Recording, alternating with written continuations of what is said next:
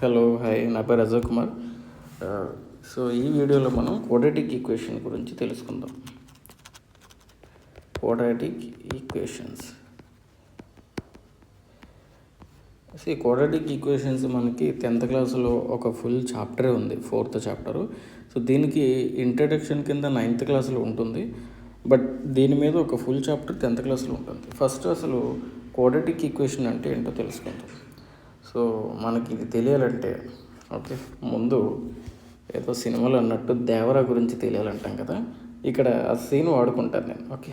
ఇది మీకు quadratic equation తెలియాలంటే, మీకు ఆ విషయం తెలియాలంటే ముందు మీకు దేవరా కథ తెలియాలి. ఇక్కడ దేవరా ఎవరు?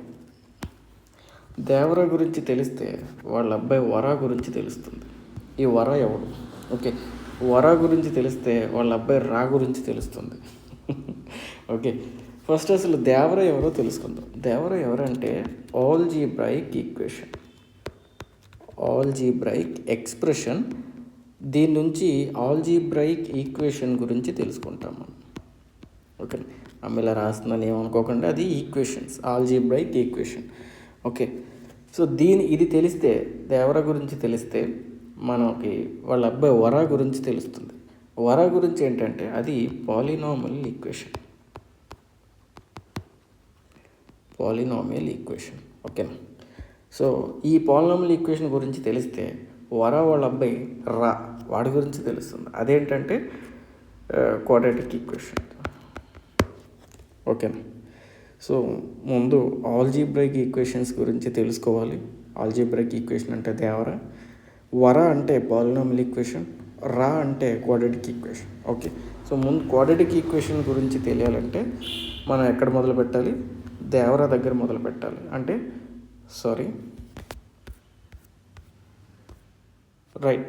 క్వాడ్రాటిక్ ఈక్వేషన్స్ గురించి తెలియాలంటే మనం ఎక్కడ మొదలు పెట్టాలి? ఆల్జీబ్రాయిక్ ఈక్వేషన్ దగ్గర మొదలు పెట్టాలి, అంటే దేవరా దగ్గర మొదలు పెట్టాలి. అది తెలిస్తే పాలినామియల్ ఈక్వేషన్ ఏంటో తెలుస్తుంది. పాలినామియల్ ఈక్వేషన్ తెలిస్తే క్వాడ్రాటిక్ ఈక్వేషన్ ఈజీగా అర్థమైపోతుంది. సో ఫస్ట్ ఆల్జీబ్రాయిక్ ఈక్వేషన్ అంటే ఏంటో తెలుసుకుందాం. సో ఆల్జీబ్రాయిక్ ఈక్వేషన్ అంటే ముందు అసలు ఆల్జీబ్రాయిక్ ఎక్స్ప్రెషన్ అంటే ఏంటో తెలుసుకుందాం. సో ఇది సింపుల్గా చెప్తాను, అర్థం చేసుకోవడానికి ట్రై చేయండి. ఆల్జీబ్రాయిక్ ఎక్స్ప్రెషన్ అంటే మన రియల్ లైఫ్లో కొన్ని ప్రాబ్లమ్స్ ఉంటాయి, కొన్ని మ్యాథమెటికల్ ప్రాబ్లమ్స్ వస్తూ ఉంటాయి. వాటిని సింపుల్గా షార్ట్ ఫామ్లో ఒక ఎక్స్ప్రెషన్ లాగా, అంటే నెంబర్స్, కొన్ని ఆల్ఫాబెట్స్ వాడి ఒక చిన్న లైన్ రూపంలో రాసుకుంటే, ఒక పెద్ద ప్రాబ్లమ్ని ఒక చిన్న లైన్ రూపంలో రిప్రజెంట్ చేస్తే దాన్నే ఆల్జీబ్రాయిక్ ఎక్స్ప్రెషన్ అంటాం. అర్థం కాలేదు? ఒక ఎగ్జాంపుల్ చెప్తాను చూడండి. రాము అనేవాడి దగ్గర కొంత అమౌంట్ ఉంది. సో డాలర్స్ కాదు, మనం ఇండియన్ రూపీ వేసుకుందాం. డాలర్స్ కాకుండా ఇండియన్ రూపీ వేద్దాం. రాము దగ్గర కొంత అమౌంట్ ఉన్నాయి, మనీ ఉన్నాయి. అయితే రాము ఏం చేశాడంటే ఫ్రూట్స్ అమ్మి, ఇవేవో ఫ్రూట్స్ అండి, ఈ ఫ్రూట్స్ని అమ్మి ఇతని దగ్గర ఉన్న డబ్బుల్ని డబుల్ చేసుకున్నాడు. అంటే రాము దగ్గర ఉన్న డబ్బులు డబుల్ చేసుకున్నాడు. డబుల్ చేసిన తర్వాత అతని దగ్గర ఉన్న డబ్బుల్లో నుంచి 50 రూపీస్ ఖర్చు పెట్టుకున్నాడు. 50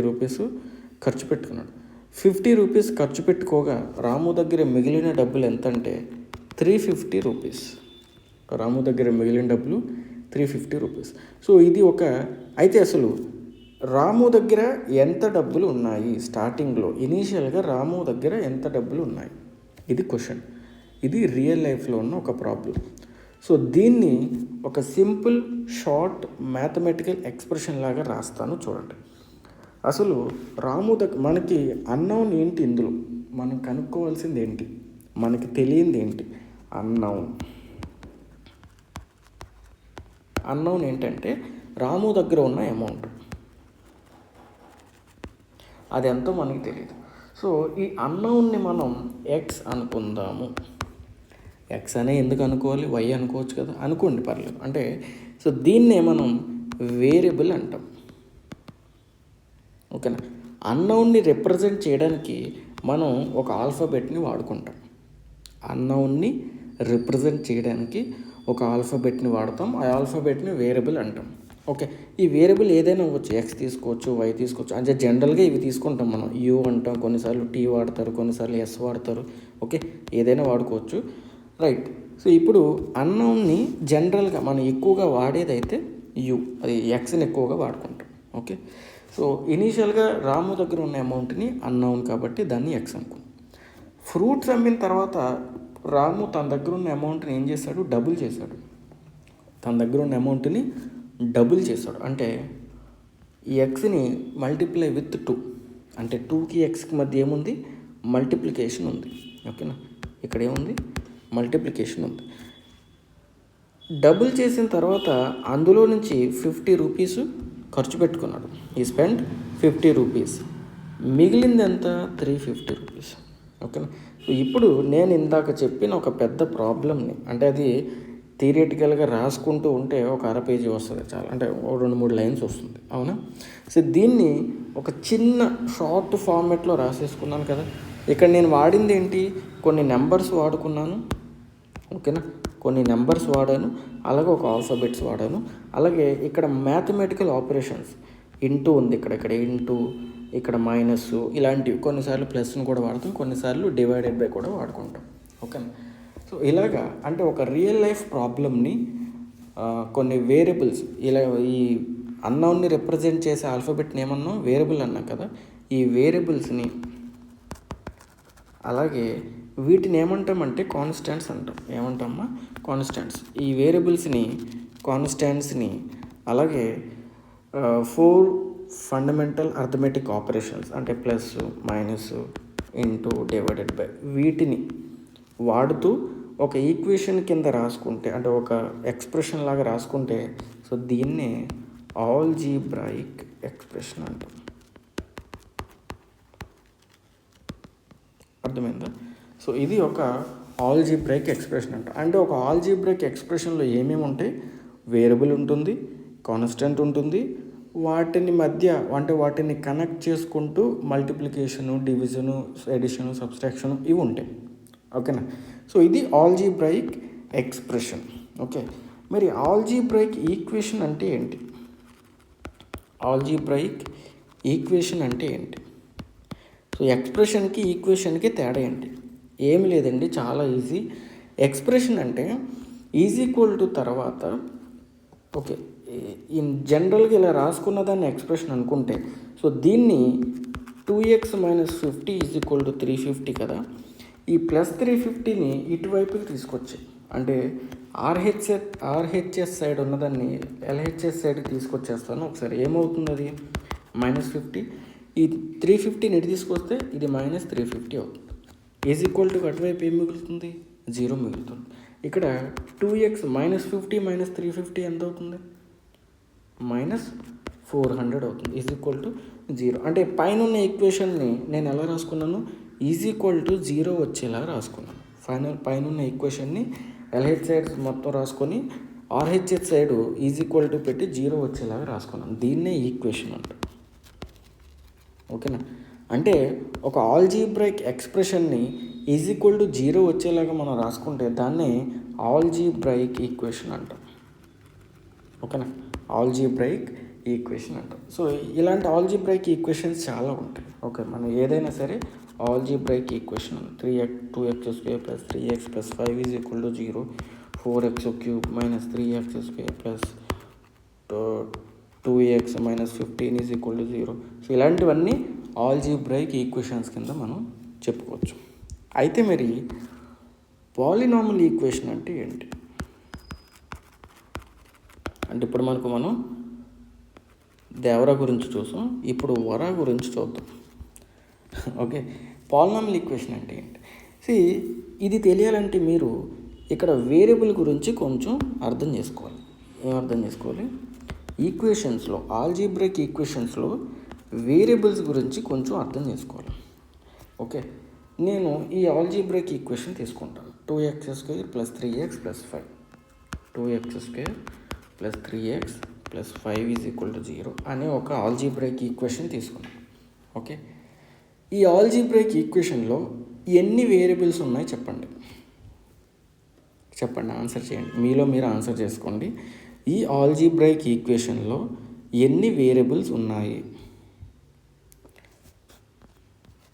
2 అని చెప్పారా? 2 అన్నారు, నాకు వినపడింది.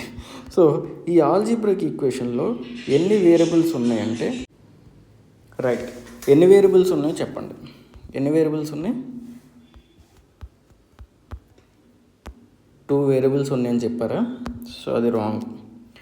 ఒకే ఒక వేరియబుల్ ఉంది ఇందులో, ఎక్స్ అనేది ఒకే ఒక వేరియబుల్. ఓకేనా? అదే 2 సార్లు ఉంది ఈక్వేషన్లో. ఓకేనా? సో ఒక ఈక్వేషన్లో 2x + 3y = 25 అని ఉందనుకోండి. ఇప్పుడు ఈ ఈక్వేషన్లో 2 వేరియబుల్స్ ఉన్నట్టు అవుతుంది. ఓకేనా? ఈక్వేషన్లో 2 వేరియబుల్స్ ఉన్నట్టు అవుతుంది. ఓకేనా? ఇక్కడ ఒకే వేరియబుల్ ఉంది, ఎక్స్ అనేది ఒకే వేరియబుల్, కాకపోతే అది 2 సార్లు ఉంది. ఓకే. సో ఇక్కడ ఒకే ఒక వేరియబుల్ ఉంది. ఈ వేరియబుల్కి ఒక నిమిషం, ఈ వేరియబుల్కి ఎక్స్పోనెంట్స్ గురించి మనం అర్థం చేసుకోవాలి. ఎక్స్పోనెంట్ అంటే పవర్లో ఎంత ఉంది. ఓకేనా? ఇక్కడ 2x² + 3x + 5 = 0. ఇక్కడ ఒక వేరియబుల్ ఉంది కదా, దేనికి పవర్లో ఎంత ఉంది? 1 ఉన్నట్టు. ఓకే, x⁴1 = x కాబట్టి ఎక్స్కి x⁴1 కింద రాసుకోవచ్చు. సో దీని పవర్ ఎంత? 1 ఉన్నట్టు. ఇక్కడ పవర్ ఎంత ఉన్నట్టు? 2 ఉన్నట్టు. ఓకే, ఇంకొక ఆల్జీబ్రాయిక్ ఈక్వేషన్ రాస్తాను చూడండి. 3x⁻−1 okay plus 2x² plus 5x³ = 0. ఊరికే నేను ఏదో ర్యాండమ్గా రాసేసాను. ఇది కూడా ఒక ఆల్జీబ్రాయిక్ ఈక్వేషన్. ఇది కూడా ఒక ఆల్జీబ్రాయిక్ ఈక్వేషన్ అవుతుంది. ఇక్కడ ఎక్స్కి ఎక్స్పోనెంట్ ఎంత? 2/3. ఇక్కడ ఎక్స్కి ఎక్స్పోనెంట్ ఎంత? 3 అవుతుంది. ఇక్కడ ఎక్స్కి ఎక్స్పోనెంట్ ఎంత? -1 అవుతుంది. సో ఈ ఎక్స్పోనెంట్స్ మనం అర్థం చేసుకుంటే రైట్. అయితే ఒక ఆల్జీబ్రాయిక్ ఈక్వేషన్లో వేరియబుల్కి, జాగ్రత్తగా వినండి, ఒక ఆల్జీబ్రాయిక్ ఈక్వేషన్లో వేరియబుల్ ఎక్స్పోనెంట్ అనేది it can be any, right, algebraic ఈక్వేషన్లో వేరియబుల్ యొక్క exponent it can be any real number. ఈ రియల్ నెంబర్స్లో మనకి పాజిటివ్ నెంబర్స్ ఉంటాయి, నెగిటివ్ నెంబర్స్ ఉంటాయి, 0 ఉంటుంది, అలాగే డెసిమల్ నెంబర్స్ ఉంటాయి, ఫ్రాక్షన్స్ ఉంటాయి. ఇలాగా ఫ్రాక్షన్స్ ఉండొచ్చు, నెగిటివ్ నెంబర్స్ ఉండొచ్చు, పాజిటివ్ నెంబర్స్ ఉండొచ్చు, 0 కూడా ఉండొచ్చు, ఏ నెంబర్స్ అయినా ఉండొచ్చు. It can be any real number. ఓకేనా? అంటే ఇక్కడ ఆల్జీబ్రాయిక్ ఈక్వేషన్స్కి వేరియబుల్ యొక్క ఎక్స్పోనెంట్ ఎనీ రియల్ నెంబర్ ఉండొచ్చు. ఓకేనా? ఇక్కడ వేరియబుల్కి ఎక్స్పోనెంట్ అనేది రియల్ నెంబర్స్లో ఏవైనా ఉండొచ్చు. కానీ కొన్ని ఆల్జీబ్రాయిక్ ఈక్వేషన్స్ వేటికైతే వేరియబుల్ యొక్క ఎక్స్పోనెంట్ ఓన్లీ పాజిటివ్ ఇంటిజర్. అంటే ఏంటి పాజిటివ్ ఇంటిజర్ అంటే? సో ఇంటిజర్స్లో మనకి నెగిటివ్ నెంబర్స్ ఉంటాయి, నెగిటివ్, 0, పాజిటివ్ నెంబర్స్ ఇలా ఉంటాయి, 3 రకాలు ఉంటాయి. పాజిటివ్ ఇంటిజర్స్ అంటే ఓన్లీ పాజిటివ్ ఇంటిజర్స్. అంటే ఇక్కడ ఏమేమి వస్తాయంటే 1, 2, 3, 4, 5 అంటే ఇవన్నీ న్యాచురల్ నెంబర్స్ అనమాట. ఓకే, న్యాచురల్ నెంబర్స్ వస్తాయి. అంటే వేరియబుల్ యొక్క ఎక్స్పోనెంట్ ఓన్లీ న్యాచురల్ నెంబర్స్ మాత్రమే ఉంటే వాటిని పాలినామియల్ ఈక్వేషన్స్ అంటాం. అర్థమైందా లేదు? ఓకే, ఆల్జీబ్రాయిక్ ఈక్వేషన్ అంటే ఏంటో అర్థమైన తర్వాత ఆల్జీబ్రాయిక్ ఈక్వేషన్కి పాలినామియల్ ఈక్వేషన్కి డిఫరెన్స్ ఏంటంటే, ఆల్జీబ్రాయిక్ ఈక్వేషన్లో వేరియబుల్ యొక్క ఎక్స్పోనెంట్, వేరియబుల్ యొక్క పవర్లో ఎనీ రియల్ నెంబర్ ఉండొచ్చు. నెగిటివ్ నెంబర్స్ ఉండొచ్చు, పాజిటివ్ నెంబర్స్ ఉండొచ్చు, ఫ్రాక్షన్స్ ఉండొచ్చు, డెసిమల్ నెంబర్స్ ఉండొచ్చు, ఏవైనా ఉండొచ్చు. కానీ వేరియబుల్ యొక్క ఎక్స్పోనెంట్లో ఓన్లీ పాజిటివ్ ఇంటిజర్స్ మాత్రమే ఉంటే వాటిని మాత్రం పాలినామియల్ ఈక్వేషన్స్ అంటాం. అర్థమైందా లేదు? ఓకేనా? పాలినామియల్ ఈక్వేషన్స్ అంటే వేరియబుల్ యొక్క ఎక్స్పోనెంట్లో ఓన్లీ పాజిటివ్ ఇంటిజర్స్ మాత్రమే ఉంటాయి. ఇదే పాలినామియల్ ఈక్వేషన్స్కి ఆల్జీబ్రాయిక్ ఈక్వేషన్స్కి డిఫరెన్స్. అంటే పాలినామియల్ ఈక్వేషన్స్ అన్నీ ఆల్జీబ్రాయిక్ ఈక్వేషన్సే. ఇక్కడ పాలినామియల్ ఈక్వేషన్స్ అన్నీ ఆల్జీబ్రాయిక్ ఈక్వేషన్స్ అవుతాయి, కానీ అన్ని ఆల్జీబ్రాయిక్ ఈక్వేషన్స్ పాలినామియల్ ఈక్వేషన్స్ అవ్వవు. ఓకే, అదొకటి గుర్తుపెట్టుకోండి. పాలినామియల్ ఈక్వేషన్స్ అంటే ఏంటో అర్థమైందా? అర్థం కాకపోతే మళ్ళీ ఒక్కసారి రివైండ్ చేసి చూడండి, క్లియర్గా ఉంటుంది. ఓకే, ఇక్కడ మీకు పాలినామియల్ ఈక్వేషన్ అర్థమైంది. ఇక్కడ చూడండి, 2x² + 3x + 5 = 0, 4x³ - 3x² + 2x - 15 = 0. ఊరికే రెండు తీసుకున్నాం. ఈ రెండు ఈక్వేషన్స్ని మీరు గమనించండి. ఇక్కడ వేరియబుల్స్ ఎక్స్ ఉంది కదా వేరియబుల్, ఈ వేరియబుల్స్కి అన్నిటికీ కూడా పవర్లో పాజిటివ్ ఇంటిజర్సే ఉన్నాయి. చూడండి, ఇక్కడ 1 ఉంది, ఇక్కడ 2 ఉంది, ఇక్కడ 3, 2, 1 ఇవే ఉన్నాయి. నెగిటివ్ నెంబర్స్ ఉన్నాయా? లేవు. ఫ్రాక్షన్స్ ఉన్నాయా? లేవు. డెసిమల్స్ ఉన్నాయా? లేవు. ఓన్లీ పాజిటివ్ ఇంటిజర్స్ మాత్రం ఉన్నాయి. అంటే ఈ ఈక్వేషన్లో ఎక్కడైతే వేరియబుల్ ఉందో అక్కడ వేరియబుల్కి ఓన్లీ పాజిటివ్ ఇంటిజర్స్ మాత్రమే ఉన్నాయి. కాబట్టి సో దీన్ని పాలినామియల్ ఈక్వేషన్ అనొచ్చా? అనొచ్చు. కింద ఈక్వేషన్ చూడండి, దీనికి కూడా ఎక్కడెక్కడైతే వేరియబుల్ ఉందో ఆ వేరియబుల్ యొక్క ఎక్స్పోనెంట్లో ఓన్లీ పాజిటివ్ ఇంటిజర్సే ఉన్నాయి ఈక్వేషన్ మొత్తంలో. ఓకేనా? సో దీన్ని కూడా ఒక పాలినామియల్ ఈక్వేషన్ అనొచ్చు. రైట్. సో అయితే ఈ పాలినామియల్ ఈక్వేషన్లో వేరియబుల్ ఎక్స్పోనెంట్స్ ఉంది కదా, వేరియబుల్స్ ఎన్నిసార్లు ఉంది? 3 టైమ్స్ ఉంది. ఓకేనా? వేరియబుల్ ఒక్కటే, ఎక్స్ అనేది ఒకే వేరియబుల్, అదే 3 టైమ్స్ ఉంది. ఇక్కడ 3 చోట్ల కూడా ఎక్స్కి ఎక్స్పోనెంట్ ఎంత ఉంది, పవర్లో ఎంత ఉంది చూస్తే ఇక్కడేమో 1 ఉంది, ఇక్కడేమో 2 ఉంది, ఇక్కడేమో 3 ఉంది. ఓకేనా? 1 ఉంది, 2 ఉంది, 3 ఉంది. ఈ మూడిట్లో హైయెస్ట్ ఏది? హైయెస్ట్ ఏదంటే 3 కదా. ఓకేనా? హైయెస్ట్ 3 కాబట్టి ఈ పర్టికులర్ పాలినామియల్ ఈక్వేషన్కి డిగ్రీ 3 అని చెప్తాం. సో డిగ్రీ అంటే ఏంటంటే highest power of the variable. Highest power of the variable.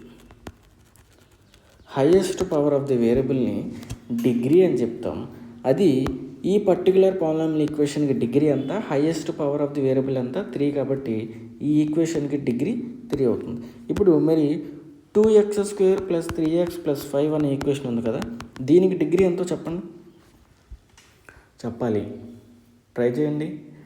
2x² + 3x + 5 = 0 అనే పాలినామియల్ ఈక్వేషన్కి డిగ్రీ ఎంతో చెప్పండి. రైట్, 2 అవుతుంది. ఎందుకని? ఇక్కడ x⁴1, ఇక్కడ x⁴2. హైయెస్ట్ ఎంత?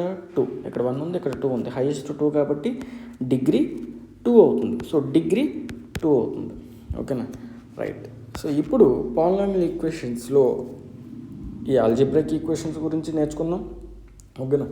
వాటి నుంచి పాలినామియల్ ఈక్వేషన్స్ అంటే ఏంటో నేర్చుకున్నాం. పాలినామియల్ ఈక్వేషన్లో డిగ్రీ అంటే ఏంటో నేర్చుకున్నాం. ఇప్పుడు డిగ్రీ 1 ఉన్న వాటిని, డిగ్రీ 1 ఉన్న ఈక్వేషన్స్ని లీనియర్ ఈక్వేషన్స్ అంటాం. ఏమంటాం? లీనియర్ ఈక్వేషన్ అంటాం. డిగ్రీ 1 ఉన్న ఈక్వేషన్ని లీనియర్ ఈక్వేషన్ అంటాం. అవి ఎలా ఉంటాయి అంటే 2x - 15 = 0. ఇక్కడ చూడండి, వేరియబుల్ ఒకటే ఉంది, దీనికి పవర్ డిగ్రీ పవర్లో ఎంత ఉంది? 1 ఉంది. సో హైయెస్ట్ ఇంకా అదే కాబట్టి highest power of the variable ఎంత? 1. అదే డిగ్రీ 1 అవుతుంది. సో ఇలా డిగ్రీ 1 ఉన్న ఈక్వేషన్ని లీనియర్ ఈక్వేషన్ అంటాం. దీనికి జనరల్ ఫార్మెట్ రాస్తే ax + b = 0. వీటిని ఏమంటాం? లీనియర్ ఈక్వేషన్ అంటాం. ఓకేనా? రైట్. డిగ్రీ 2 ఉన్న వాటిని, డిగ్రీ 2 ఉన్న వాటిని క్వాడ్రాటిక్ ఈక్వేషన్స్ అంటాం. క్వాడ్రాటిక్ ఈక్వేషన్స్ అంటాం. అంటే 2x² ఇందాక నుంచి ఇదే రాస్తున్నానా, 3x² - 14x + 15 = 0. ఊరికే నేను ఏవేవో నోటుకు వచ్చింది రాస్తున్నాను మీకు అర్థం చేసుకోవడానికి. ఓకే, 3x² - 14x + 15 = 0 అయితే సో దీనికి highest power of the variable ఎంత? సో ఇక్కడ వేరియబుల్కి పవర్ 1 ఉంది, ఇక్కడ 2 ఉంది. హైయెస్ట్ ఎంత? 2 కాబట్టి హైయెస్ట్ పవర్ ఆఫ్ ది వేరియబుల్ని డిగ్రీ అంటాం కాబట్టి దీనికి డిగ్రీ 2. సో ఇలా డిగ్రీ 2 ఉన్న ఈక్వేషన్స్ని ఏమంటాం?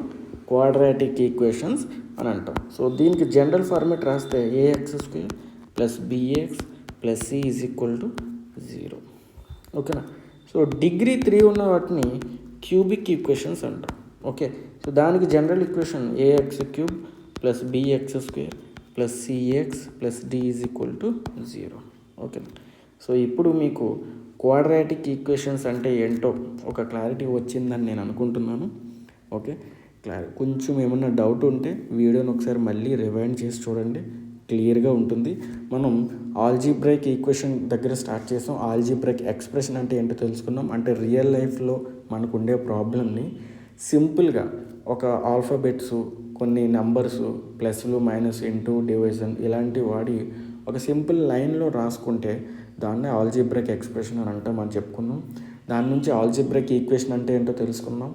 ఆల్జీబ్రైక్ ఈక్వేషన్లో వేరియబుల్ యొక్క పవర్ని బట్టి, ఆల్జీబ్రైక్ ఈక్వేషన్లో వేరియబుల్కి పవర్లో ఏ రియల్ నెంబర్ అయినా ఉండొచ్చు, కానీ ఒక ఈక్వేషన్లో వేరియబుల్కి పవర్లో ఓన్లీ పాజిటివ్ ఇంటీజర్స్ ఉంటే ఆ ఆల్జీబ్రైక్ ఈక్వేషన్ని మనం పాలినామియల్ ఈక్వేషన్ అంటాం అని చెప్పుకున్నాం. సో దాని నుంచి పాలినామియల్ ఈక్వేషన్ అంటే ఏంటో అర్థమైంది. ఆ తర్వాత మనం డిగ్రీ గురించి మాట్లాడుకున్నాం. Highest power of the variable అంటే ఒక పాలినామియల్ ఈక్వేషన్లో ఒకే వేరియబుల్ 2-3 సార్లు 4-5 సార్లు ఉంటుంది కదా. వేరియబుల్కి ఎక్స్పోనెంట్స్ అంటే పవర్స్లో ఎంతెంత ఉందో చూస్తాం. ఒక చోట 1, ఒక చోట 2, ఒక చోట 3, ఒక చోట 4 అలా ఉంటే హైయెస్ట్ ఎంతో చూస్తాం. Highest power of the variable ఏదైతే ఉందో దాన్నే ఆ ఈక్వేషన్, ఆ పాలినామియల్ ఈక్వేషన్ యొక్క డిగ్రీ అని అంటామని చెప్పుకున్నాం. ఓకేనా. ఈ డిగ్రీని బేస్ చేసుకొని పాలినామియల్ ఈక్వేషన్ని ఒక 3 రకాలుగా చెప్తాం. అది డిగ్రీ 1 ఉన్న ఈక్వేషన్ని లీనియర్ ఈక్వేషన్ అంటాం, డిగ్రీ 2 ఉన్న ఈక్వేషన్ని క్వాడ్రాటిక్ ఈక్వేషన్ అంటాం, డిగ్రీ 3 ఉన్న ఈక్వేషన్ని క్యూబిక్ ఈక్వేషన్ అని అంటాం. ఓకే. సో ఈ క్వాడ్రాటిక్ ఈక్వేషన్ గురించి, అసలు క్వాడ్రాటిక్ ఈక్వేషన్ అంటే ఏంటో మీకు ఒక బేసిక్ ఐడియా వచ్చిందని నేను అనుకుంటున్నాను. ఈ క్వాడ్రాటిక్ ఈక్వేషన్ని ఎలా ఉంటే దానికి గ్రాఫ్ ఎలా ఉంటుంది, దాని ప్రాపర్టీస్ ఎలా ఉంటాయి, సొల్యూషన్ ఎలా ఫైండ్ అవుట్ చేస్తాం, ఇవన్నీ మళ్ళీ ఒక వీడియోలో డిస్కస్ చేసుకుందాం. ఈ వీడియో మీకు నచ్చినట్లయితే ఒక లైక్ కొట్టండి. ఇది మీకు బాగా అర్థమవుతుందని అనుకుంటే మీ ఫ్రెండ్స్కి కూడా షేర్ చేస్తే వాళ్ళు కూడా అర్థం చేసుకుంటారు కదా. Okay. Thank you so much.